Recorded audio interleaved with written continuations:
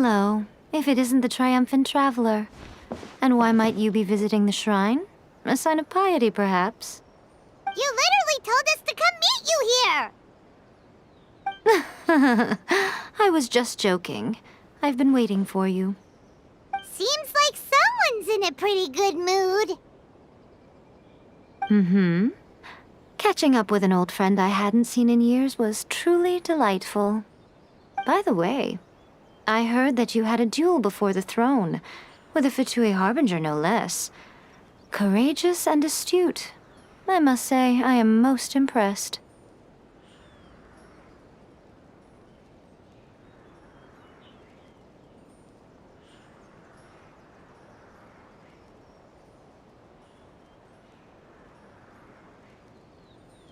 Defeating Signora head-on in a duel means that your strength exceeds my expectations. Still, you did end up victorious. I gather congratulations are in order. It sure feels good to finally thwart the Fatui plan for once. They caused plenty of trouble along the way, but at the very least, they didn't get their hands on another Gnosis. Wait a second. Did you say Gnosis? As in, the little thing that looks something like a chess piece? Yep, that's the one. You've seen one too? Gnosis belong to the Seven. They're what keep them connected to Celestia. Oh. What's wrong? I handed that over. You did what now? Well, how else was I supposed to save your skin from the balladeer exactly? The balladeer is number 6 of the Fatui Harbingers. In terms of strength, he is superior to Signora. I'm not the kind of person who risks life and limb for any old reason. You did... for once, Paimon just does not know what to say. After A created her puppet vessel, she no longer had anywhere to put it. As her erstwhile closest friend, A handed it over to me, and I've kept it in the Grand Narukami Shrine ever since. She no longer needs the power of the Gnosis, and in any case, she tells me she has severed ties with Celestia. Thus the Gnosis became not only useless, but also a potential source of conflict. Is that not a good bargain, exchanging it for the one at the core of the plan? Judging by the results, at least, I dare say I struck a good deal. When you put it like that, Paimon has to agree. The Traveler is worth more than a Gnosis.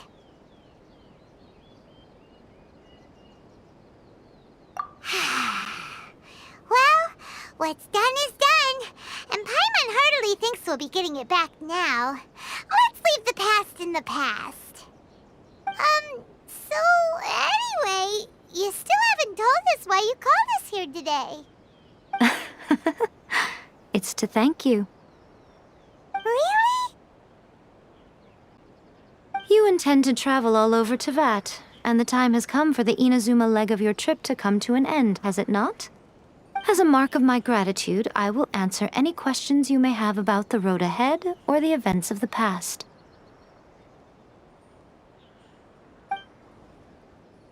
What would you like to know about? That puppet was built with technology that has been lost to time.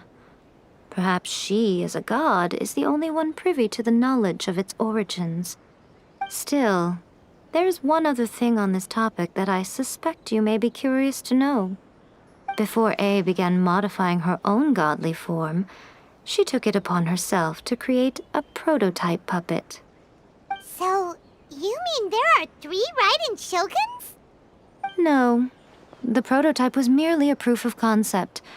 Its appearance and intellect were not based on A. It was a test. The original plan was for A to simply discard it. But perhaps A thought this to be too cruel, because in the end she chose only to seal the power within it. Later, this puppet wandered Inazuma as an ordinary human male with his own consciousness, until the Fatui took an interest in him. Ugh! Not the Fatui! Some eccentric geniuses in the ranks of the Fatui made adjustments to the prototype, not only unsealing his power, but very likely rendering him even more formidable than his original specifications. The object of divine creation is now the one who has taken possession of the Gnosis, and the prototype puppet is now known as the Balladeer. What a crazy story! It is, isn't it? Who can say whether it's coincidence or destiny? I'm surprised an outlander like you is aware that there was once a change of Electro Archon. Few citizens of Inazuma are aware of this. Morat's told us. He said that the Electro Archon Ball has passed away. Yes. The truth of the matter is that there were two twin gods, Baal and Beelzebul. Twin gods? They won the Archon War together, and when Baal established the shogunate, Beelzebul became her Kagemusha, or shadow warrior. In other words, she acted as Baal's body double. Beelzebul is A, with whom we are now both acquainted. Baal's name was Makoto. As far as the world was aware, there were not two, but one. They complemented each other, and they ruled Inazuma jointly, so there was no need for the public to know the truth. In fact, the name Baal and the title of Raiden Shogun was understood to refer to both of them, right up until... Until what? Makoto died several hundred years ago in a war that I was not personally involved in. Since then, A has assumed the shogunate. Losing her sister must have been super hard on A. That was when A began to change. Makoto was her greatest loss. Paimon feels like she understands A a lot better now after finding that out. So what kind of god was Makoto? I didn't spend a great deal of time with her, but my impression was she was a gentle god, who in each moment cherished the beauty of what was before her. Wow! Sorry, I haven't a clue. I'm also unfamiliar with the god you describe. But if you still have doubts about A, I would say they are misplaced. Not only does she not fit your description, but she voluntarily gave up her gnosis long ago, severing her ties with Celestia in the process. That's good to hear. Otherwise, given that I'm her familiar, it could have made our relationship rather awkward, don't you think? Don't worry, we aren't looking to pick a fight with you. I wish you the best of luck. May you soon discover the truth behind it all. As for your sister's whereabouts, I will use all the resources at my disposal to investigate it, and I will also borrow some of Ayato's people from the Shiumatsuban. I'll let you know if I find out anything. Consider it part of my means of thanking you. After leaving Inazuma, I think it would be easiest for you to go to Sumeru. Ooh, Sumeru! We've run into loads of scholars from there on our journey so far. Yes, well, Sumeru is the land of the god of wisdom, where the quest for wisdom and knowledge is never-ending. But their obsession gives rise to some truly inexplicable things. For example, in Sumeru, knowledge is holistically managed as a resource. Knowledge is a resource? Yes. I don't know whether it was the sages or Lesser Lord Kusanali who came up with the idea. Lesser Lord Kusanali? That's a cute name. Oh, you haven't heard. Lesser Lord Kusanali is the deity in whom the people of Sumeru place their faith. It's their chosen term of endearment for her.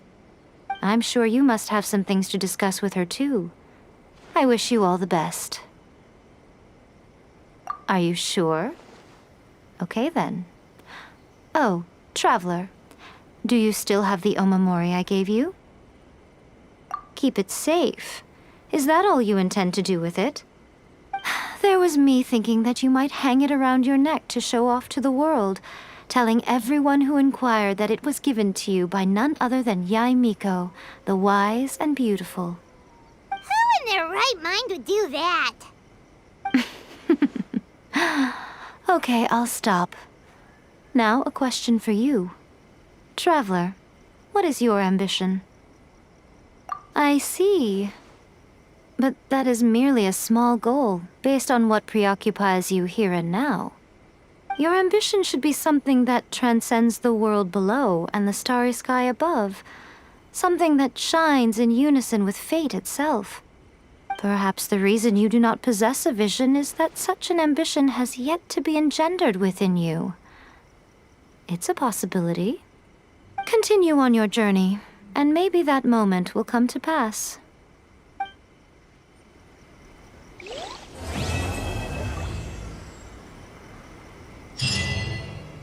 the protection of the Electro, may the blossoms of the sacred Sakura bloom. Narukami, please.